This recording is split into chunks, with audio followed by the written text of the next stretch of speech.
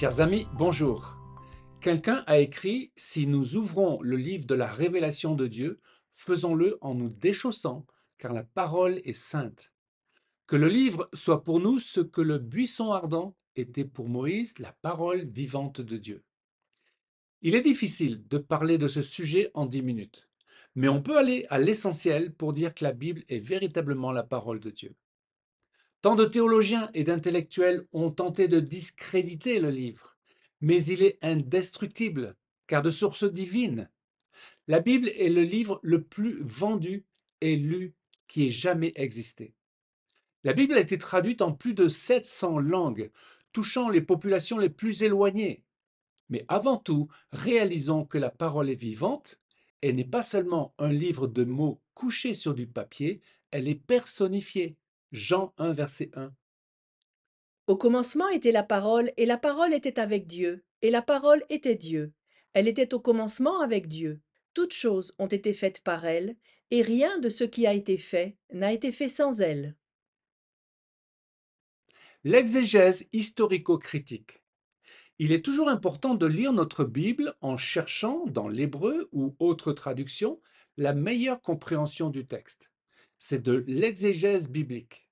Mais des théologiens ont voulu analyser intellectuellement la parole de Dieu, faisant appel à l'histoire, à la linguistique, à la sociologie, l'archéologie, prenant le risque d'ôter le divin de la parole et de faire de la Bible un livre d'histoire. L'exégèse historico-critique de la Bible est une méthode prétendue savante qui en fait détruit la véracité de la parole. Apparue au XIXe siècle, notamment en Allemagne, elle eut même des précurseurs au XVIIe siècle. Elle est de nos jours la méthode la plus utilisée par les biblistes. L'hypothèse documentaire affirme que les 5 livres de la Torah ont pour origine 4 sources différentes: yaviste, éloïste, deutéronomiste et sacerdotale. Cette hypothèse a été systématisée au XIXe siècle par les biblistes allemands Charles Graf et Julius Wellhausen.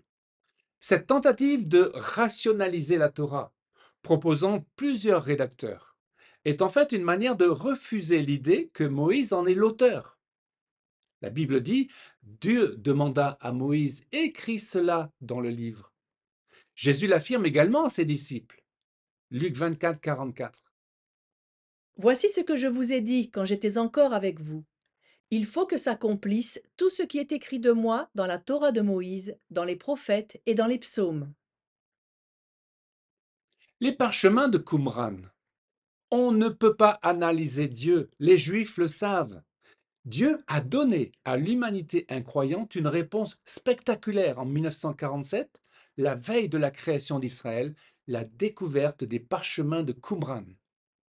En 1947 a eu lieu la plus grande découverte archéologique de tous les temps.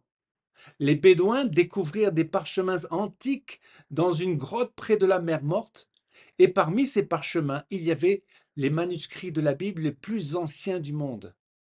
Jusqu'en 1956, un millier de parchemins furent découverts dans 11 grottes. La découverte majeure de Qumran, c'est le grand rouleau d'Ésaïe. Ce rouleau est le plus emblématique des manuscrits découverts à Qumran, car le mieux conservé. Y est transcrite en hébreu sur 54 colonnes l'intégralité des 66 chapitres du livre d'Ésaïe. Il a été copié vers le deuxième siècle avant Jésus-Christ et ne comporte aucune différence majeure avec le livre d'Ésaïe de nos jours. Cette découverte de Qumran démontre superbement que le texte biblique est digne de foi. La Bible est la parole de Dieu, inhérente et vraie. Ta parole est la vérité, a déclaré solennellement Jésus. Matthieu 5, 17. Ne croyez pas que je sois venu pour abolir la Torah ou les prophètes. Je suis venu non pour abolir, mais pour accomplir, car je vous le dis en vérité, tant que le ciel et la terre ne passeront point, il ne disparaîtra pas de la Torah un seul yud ou un seul trait de lettre, jusqu'à ce que tout soit arrivé. Les Écritures. Dans le Nouveau Testament, nous voyons constamment Jésus et les apôtres faire référence aux Écritures. Il est difficile de lire les évangiles et les épîtres sans connaître le Tanakh, qui sont les Écritures. Aux disciples d'Emmaüs, Jésus déclare l'autorité de Moïse sur la Torah. Luc 24, 27. Ne fallait-il pas que le Christ souffre ces choses et qu'il entre dans sa gloire? Et commençant par Moïse et par tous les prophètes, il leur expliqua dans toutes les Écritures ce qui le concernait. Les auteurs du Nouveau Testament, à part sans doute Luc, étaient tous juifs et connaisseurs des Écritures et des prophéties. On ne peut pas lire le Nouveau Testament sans se référer à l'Ancien, qui n'est ni ancien ni caduc, et qui révèle l'alliance et les promesses de Dieu. L'image de l'olivier franc de Paul est très parlante. Si nous avons été greffés sur cet arbre, nous ne pouvons pas nous passer des racines d'où monte la sève. Or, ces racines sont les patriarches qui représentent le peuple juif. La parole de Dieu. Il y a de remarquables correspondances entre le Tanakh et le Nouveau Testament. Dans la Genèse, la Torah parle du choix d'un homme, puis d'un peuple et d'une loi devant être vécue dans un royaume en Canaan. Les évangiles décrivent un homme incarnant la Torah sous 4 aspects: roi, serviteur, homme, fils de Dieu, conduisant l'humanité à entrer dans un royaume spirituel. Le livre des Actes, c'est l'histoire de l'Église, tandis que les Épîtres sont l'enseignement des Écritures. En fait, la loi orale, selon les Juifs. Enfin, le livre de la Révélation, l'Apocalypse, c'est la prophétie, complétant celle du Tanakh. La Bible est un tout qui a pour but le salut de l'humanité dans l'harmonie du royaume divin. 2 Timothée 3,16. Toute écriture est inspirée par l'Esprit de Dieu et utile pour enseigner la vérité, convaincre de péché, corriger et instruire dans la justice, afin que l'homme de Dieu soit accompli et propre à toute bonne œuvre. Un Messie juif. Les Écritures parlent d'un Messie juif qui sauvera les nations. Il sera à la fois sacrificateur et roi. En effet, Jésus est monté sur la croix pour expier le péché du monde, et il sera roi sur toute la terre. Les chrétiens discernent le rôle sacerdotal de Jésus tout en sachant qu'il est roi dans le ciel. Les Juifs vivent la Torah et ils sont dans l'espérance d'un Messie glorieux devant régner sur terre. En fait, les deux, Juifs et chrétiens, ont besoin d'apprendre l'un de l'autre. Éphésiens 2, 21. En lui, tout l'édifice, bien coordonné, s'élève pour être un temple saint dans le Seigneur. En lui, vous êtes également édifiés pour être une habitation de Dieu en esprit.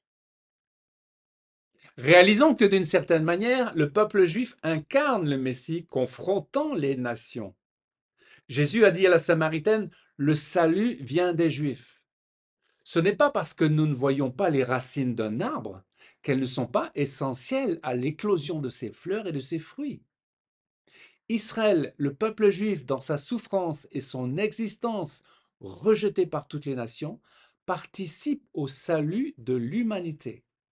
Car le peuple juif est toujours un royaume de sacrificateurs et une nation sainte. Jésus, le Messie Yeshua, créateur avec le Père, est présent dès le début de la Bible. Le Bereshit, au commencement, désigne Jésus. Il est Aleph Vetav, l'alpha et l'oméga, le premier et le dernier, le début et la fin de tout. Le Seigneur déclare à la fin de la Bible, je viens bientôt. C'est un grand sujet d'espérance. Chers amis, serrons la parole de Dieu sur notre cœur, comme dit le psalmiste. Elle est précieuse, elle est la révélation divine pour la bénédiction de l'humanité, pour notre salut. Amen. Chers amis, à une prochaine fois pour une nouvelle vidéo en direct de Jérusalem.